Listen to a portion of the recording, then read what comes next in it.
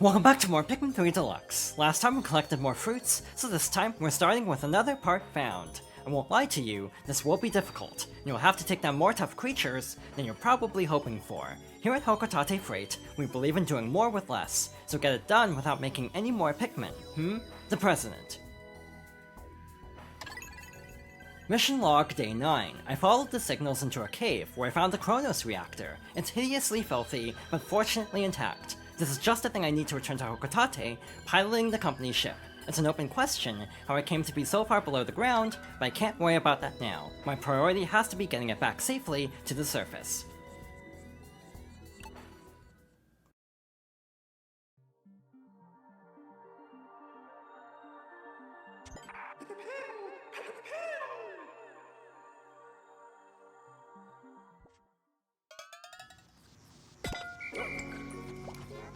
This part is essential for the ship to function. It'll put us that much closer to going home. We have to carry the Chronos reactor to the entrance of the Formidable Oak in under 13 minutes, or 11 minutes for the Platinum Medal. First up, we have to rebuild this bridge, so let's gather up the Pikmin and get to work. While they take care of that, I wanted to talk a bit about the development of this version in particular. Pikmin 3 Deluxe was actually co-developed by A-Ting, a company that's probably best known for their fighting games, most notably Marvel vs. Capcom 3. They also went on to co-develop Pikmin 4, which I find fascinating for a few reasons. For one thing, I feel like the recent development histories of both Pikmin and Metroid actually have a lot of similarities. For example, both series have long-awaited sequels that ended up being finished by studios that had just worked on recent re-releases, with Dread, Pikmin 4, and hopefully someday, Prime 4. This also helps to explain a few questions I had about these side stories missions. For example, given how much these missions reuse assets from the main game, and that the only new assets are the ship parts, for the most part, it always stood out to me that they'd go to the effort of remaking these, given that the rest of the mode feels relatively low budget. I won't go into too much detail because of spoilers, but even as early as the prologue of Pikmin 4, it starts to make a lot of sense why they'd remake ship parts as early as Pikmin 3 Deluxe. It also helps to resolve the cliffhanger that Pikmin 3's main post-credit scene set up, and I definitely feel like as plans changed over the last decade, Pikmin 4 went from being a sequel to a more standalone game, so as a result they decided to include these missions to tie up that loose end, since Pikmin 4 itself would not directly connect to that original ending for Pikmin 3. We'll toss Louie and the other Pikmin over to get a head start on growing the rock Pikmin here, and we also have quite a few enemies to deal with as well, including Dwarf Orange Bulborbs and some bearded amp rats. No onion, no new Pikmin. It actually doesn't matter that we don't have an onion. It's not like we could grow Pikmin here anyway, given that, as was the case before, the Plasm Wraith will instantly reabsorb any enemies that we defeat here. Now that the bridge is built, we'll round up the yellow Pikmin and get to work on carrying the part of the way at least. Also, I don't know why this Arachnode is here. It's actually too high up for any Pikmin to get caught in this web, so we can actually leave it alone. We also have winged Pikmin here, so we don't have to worry about anything getting caught in there. So let's call all of the Pikmin and Louie over, and I think we'll try to deal with the bearded amp rats before the yellow Pikmin get here. This is obviously very dangerous fighting these with rock Pikmin instead of yellow Pikmin, but they should be strong enough to finish these off in a one cycle before they can even power up. We also want to break through this crystal wall here, and we also have some red Pikmin along with a stone wall, and behind it is a Bulbear along with some Scutterchucks. Over here, we should have some yellow Pikmin and a dig spot, so we'll look into this, and we should find bomb rocks in here. I am not going to use them on the stone wall because obviously there's a Bulbear. I would rather not deal with it head on if I don't have to. So what we're going to do is actually use a shortcut that we didn't use in the main playthrough because, again, we got through that first day in the Formidable Oak so quickly that we didn't even need that shortcut. So we'll gather up these bomb rocks and actually loop around that central area to where this shortcut was. Basically, there's a bag you can push to create a ramp, but again, since we ended up creating the stone wall shortcut so quickly, we didn't even need to really set this up for later. I'm also not concerned about Nectar, for example. We really won't be using Pikmin much to fight for the rest of this mission, so we'll move on over here, move this into position, and head over to the area with the ball bear. I'm not sure if I want to leave the other Pikmin behind, just have fewer Pikmin to maneuver through here. I think that might be a good idea actually, so I'll dismiss these, and hopefully we'll be able to take out a couple of the enemies with a single bomb rock, but at the moment it feels like they're very far away from each other. That might not even be close enough to get the ball bear. It actually was barely close enough, thankfully. So let's round up everyone and finish it off with the rock Pikmin, because I actually want to save a bomb rock for later. This ball bear should drop 2 bomb rocks, so if we can finish it off like this, we'll actually have a net gain of a bomb rock. With that, we'll be able to get through the stone wall, and we have another dig spot over here. We definitely need more bombs, because up ahead, we have some more red Pikmin, along with a couple more enemies, so we're going to take out the wall, and then I think I'm going to have Olimar and a single Pikmin go on their own to take out the Whip Tongue Ball Board. The orange ball orb is farther away from this little drop point, so we should be able to enter the area a lot more safely, but the Whip Tongue ball orb can definitely cause problems as you drop down over here. Also, be sure to actually pick up the part again before you drop down with Louie and the rest of the Pikmin, otherwise you have to go through the other pathway over to the side that's blocked by an electric gate. So obviously in a timed mission, that would not be good to lose that much time. So let's finish off this ball board with a bomb, and then we'll also have the Pikmin dig here, once again, looking for bomb rocks. But yeah, I have actually had to break this gate because of forgetting the part back over there, so especially if you're trying to get a good time, make sure to go out of your way to actually make sure that you won't have to do that. I think I'll have them drop the part so they don't get close enough to the wall, and so they won't get caught in the explosion by accident. We might as well get started on this. And we have a couple more bomb rocks to work with here, which should be just enough for what's left. So we'll round everyone up and take out the wall. I think at this point we'll have the yellow Pikmin get to work. I actually want all of my yellow Pikmin on the part to try to carry it as fast as possible, which is easier said than done with the charging controls sometimes. The pod is close. Don't let anything happen to the part until we get there. Over here, we actually have a couple more problems in the way. We have a calcified crush blat. Thank goodness, we're close. Thankfully, we will be able to break the shell no problem, and we'll finish it off with the Pikmin. And over here, we also have a wall, and luckily, we do have just enough bomb rocks to get through this no problem. We didn't even explore the entire area because there's a lot of side routes with extra Pikmin that just, in my opinion, aren't super necessary. But overall, that was a very smooth run of this mission.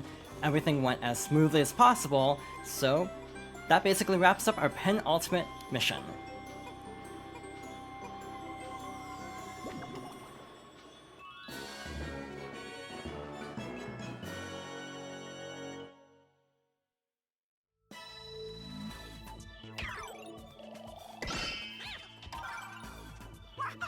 Words cannot describe how I'm feeling, Your Highness. Please accept this platinum medal and a song written by yours truly.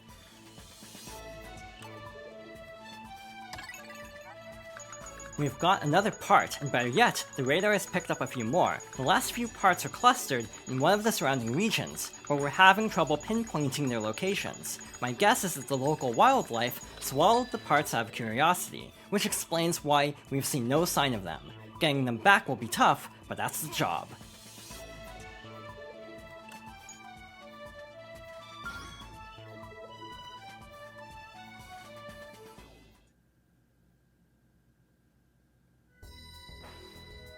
Our final mission is the ship restored. Learn to micromanage. When it comes to the creatures here, send the right Pikmin to do the job. We've trained you well to handle anything.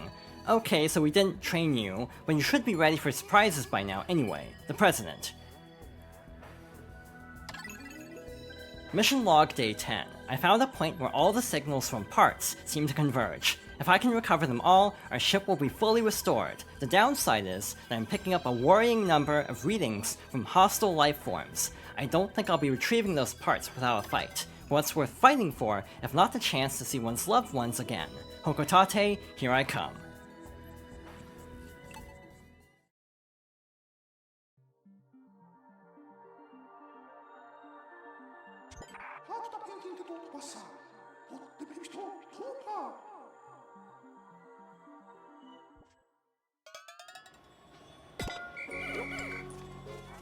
If we can find the remaining parts, we have 13 minutes to retrieve the final ship parts on the Formidable Oak. This mission actually works differently than the others because there are no medal requirements. We'll either get a platinum medal for succeeding, or we'll fail the mission.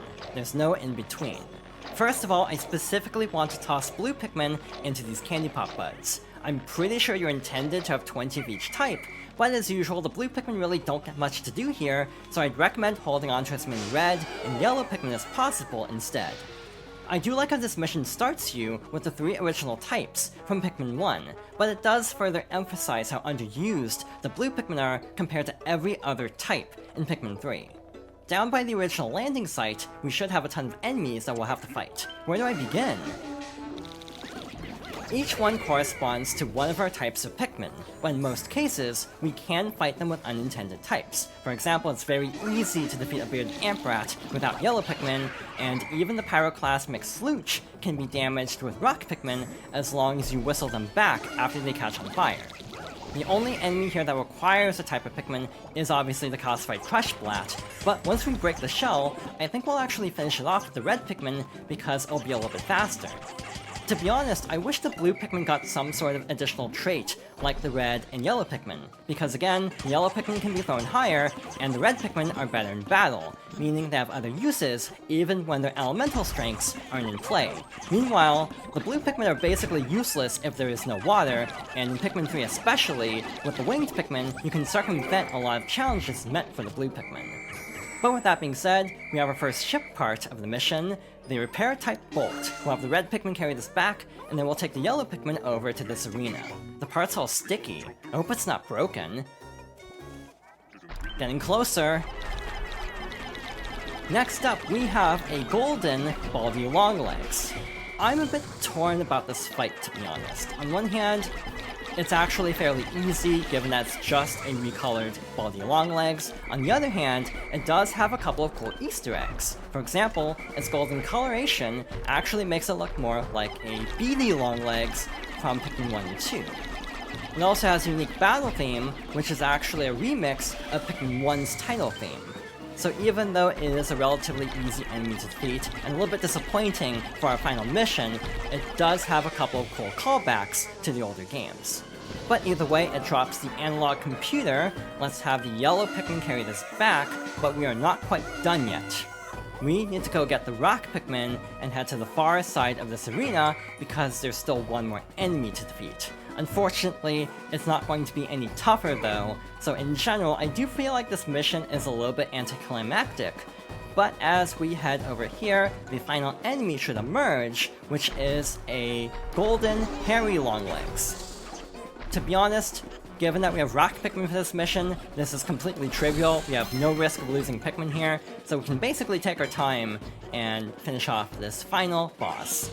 As a final boss, this is definitely a little bit disappointing, given the ending of the base game, where they show the Plasm Wraith reforming as the ship is leaving the planet. I definitely wish they had done something with the Plasm Wraith, like just reusing that boss fight instead, or potentially modifying it in some way. Though one could argue that the golden coloration of these enemies might have something to do with the Plasm Wraith, though that connection is not directly stated. Mostly my problem is just how easy this fight is. I guess if you wanted a challenge, you could try to fight it with non-rock Pikmin because that would be very difficult, especially in a deathless run. But either way, this fight is relatively trivial, so let's finish it off, and we should get our final ship part of this mission, which is the Nova Blaster, ironically an optional ship part from Pikmin 1, though it is required to complete this mission. That was tough. Alright, we're so close to getting our ship back. Was it though?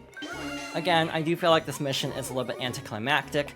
In general, I do like these side stories missions, so I will fully admit that again, a lot of these do feel very low budget with the amount of asset reuse. That being said, as a huge fan of Pikmin 3, both on Wii U and on Switch, I do like the inclusion of these bonus modes. One, again, to kind of resolve some of the loose ends from the base game, but also just because I like having more missions. Again, these aren't that different from what we'll be seeing in the future in mission mode, but these are kind of fun challenges. If you have only played the Wii U version and are on the fence about buying the game again, I can't really recommend playing Pikmin 3 Deluxe just for the side stories. In my case, I enjoy the base game enough that I would want to play it again on Switch anyway, so the side stories are just a nice little bonus on top of the already stellar main game, in my opinion. But either way, they're almost back with our final part, and thus we are nearing the end of our final side stories mission. Overall, that went very smoothly.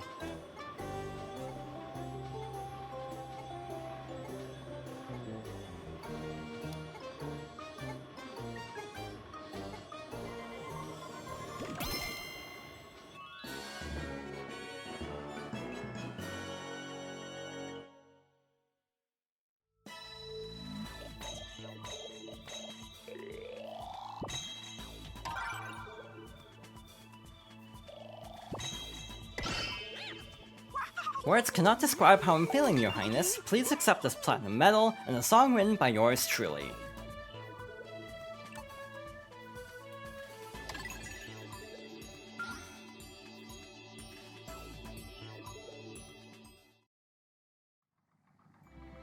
Bitte? Norosason, was Lue, Huga Pikmin. Kobepi Basu Nolli Torpen. Menduktikum, Binduput Sungeru Chupenum. Mba, Chopatu, Totopi, Otabe.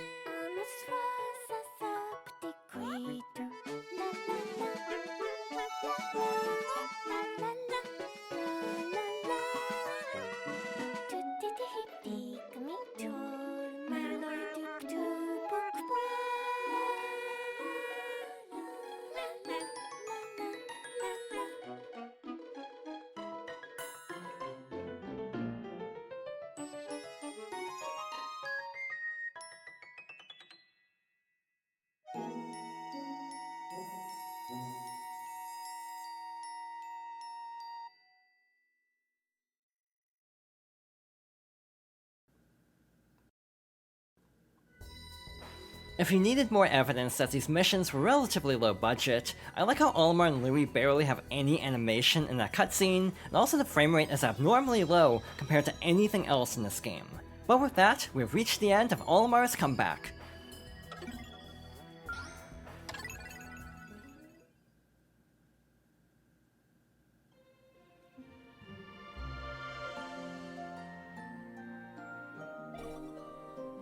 We are still not done with this playthrough because we still have 2 more modes to talk about.